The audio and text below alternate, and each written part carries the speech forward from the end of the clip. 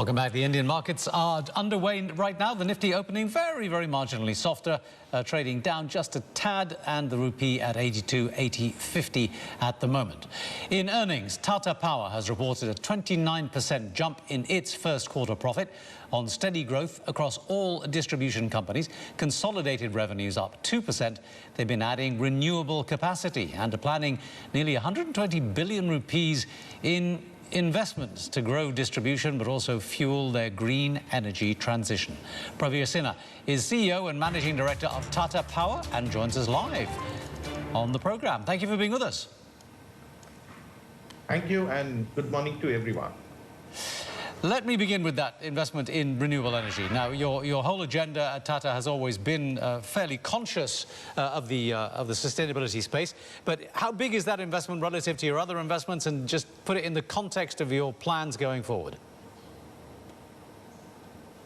So this year we have planned nearly 12,000 crores of investment, which is about, I would say, $1.5 billion. Out of which nearly, I would say, 65% is towards renewable energy. And this goes both for our large utility scale projects that we set up with long-term PPAs, and also group captive projects that we are setting up for many of our large industrial and commercial customers. Apart from this, we are also setting up a large manufacturing facility, a 4 gigawatt cell and module manufacturing, which will get operational in this financial year. So I think there's a huge focus for our growth in renewable space, and more of that will get added. In fact, just 2 days back, we signed an MOU with the government to set up a pumped hydro of 2.8 gigawatt with the investment of, again, nearly $1.6 billion. And all these put together, I think in future you will see huge amount of capacity additions in the renewable space. 2.8 gigawatts is a fraction of energy needs that India is going to require in the coming years. Tell me what your plans are in the further development, and with regards to this deal with the government, how are you engaging with government on these issues? Tell me how the entire national plan is progressing in terms of integrating renewable more into the power output. So our plan is to add every year about 2 to 2.5 gigawatt of renewable capacity, which will typically be a mix of solar, wind, and now the pumped hydro, which is coming up.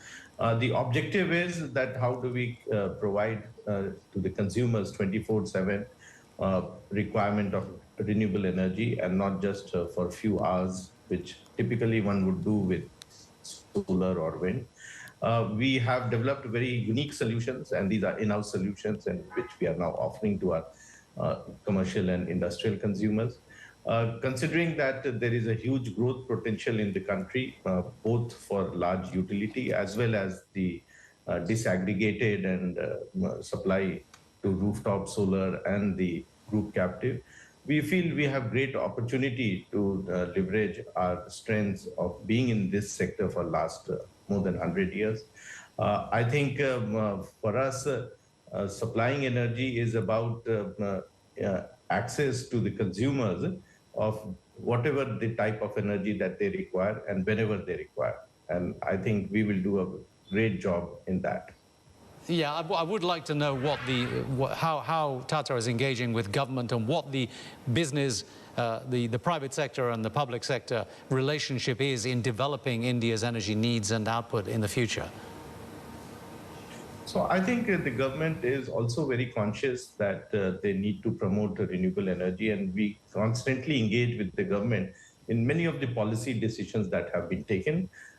You would have seen that in last 1 year, the government has been supporting the supply through open access, through group captive, whereby even a consumer with 100 kilowatt and above, which earlier used to be 1 megawatt, can now go and take an open access supply of renewable power. Similarly, the government has now given a much wider definition of group captive, and it's supporting the developers to go and tie up with the user industries or user offices, commercial complexes, to have group captive solutions, and the transmission charges up to June 2025 is waived off. So I think a whole lot of SOPs are being provided by the government to ensure that there is much higher penetration of renewable energy.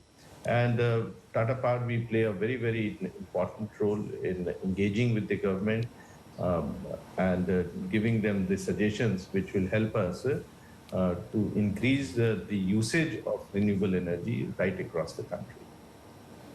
Exactly. And Praveer, you know, you've got very ambitious plans when it does come to EV charging network and really building that out. Well, speaking to Mahindra, or the CEO of Mahindra just a couple of days ago, and I was suggesting that, you know, there's going to be a lot of challenges when it does come to that, particularly when it comes to Indian consumers and really trying to develop that network so that, you know, everyone can produce the EV cars and the like.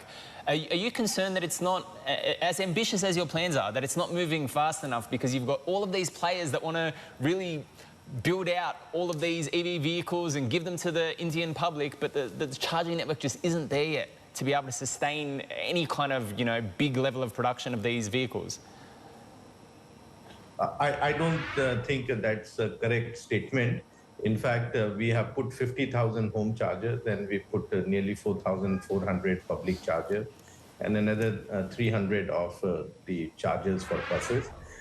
In fact, if you travel anywhere in, we are in 460 cities.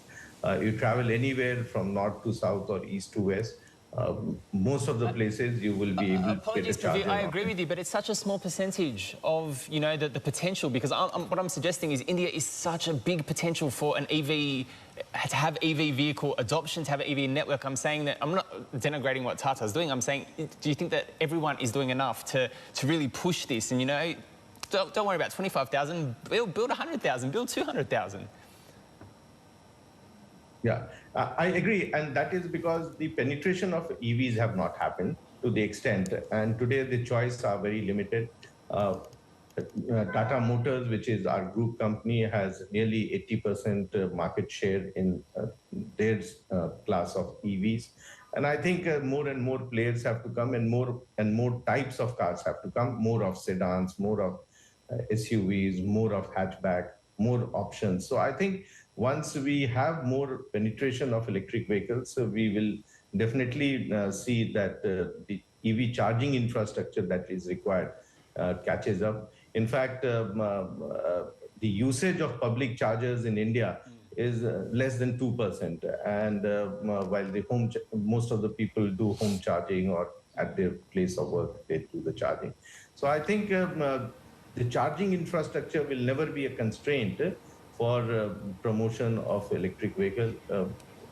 Anywhere that we get an opportunity, we go and put the EV charger and see to it that a seamless experience is provided to all the users of electric. All right.